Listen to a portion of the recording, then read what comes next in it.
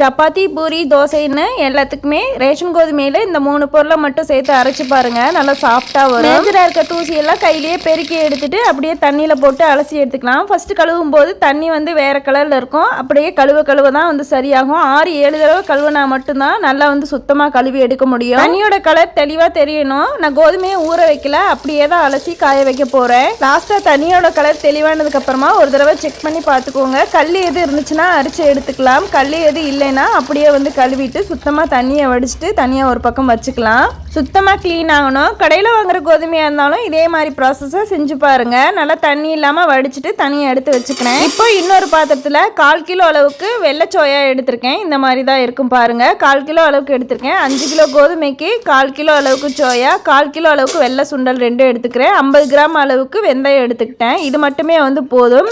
இதை ஒரு 2 தடவை மட்டும் வாஷ் பண்ணிட்டு அப்படியே வந்து எல்லாத்தையும் சேர்த்து காய வச்சுக்கலாம். எந்த பொருளுமே ஊற வைக்கணுன்ற அவசியம் இல்லை. தண்ணியை நல்லா சுத்தமாக வடிச்சிட்டு நான் ஃபஸ்ட்டு வந்து ஒரு நாள் வந்து தண்ணியெல்லாம் ட்ரை ஆக வரைக்கும் காய வச்சுட்டு மறுநாளும் வந்து காய வச்சு எடுத்துக்கிட்டேன். காஞ்சதுக்கப்புறமா எடுக்கும்போது நல்லா மொறுன்னு கையில் பிடிச்சி பார்க்கணும். நெல் வர்றதுக்கு முன்னாடியே வந்து எடுத்துட்டோம் அப்படின்னா நல்லா நைஸாக இருக்கும் கோதுமை மாவு.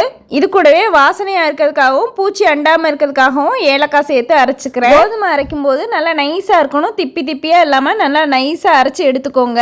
முழுசா காஞ்சா மட்டும்தான் இந்த மாதிரி நைஸா அரைக்க முடியும். மாவு நைஸா இருந்தா மட்டும்தான் சப்பாத்தியோ பூரியோ நல்லா பிளஃபியா வரும். விடாம வச்சுக்கிட்டா 6 மாசம் வரைக்கும் பூச்சி பிடிக்காது. இதே போல ட்ரை பண்ணி பாருங்க. வீடியோக்கு ஒரு லைக் கொடுத்துட்டு சேனலை ஃபாலோ பண்ணிக்கோங்க.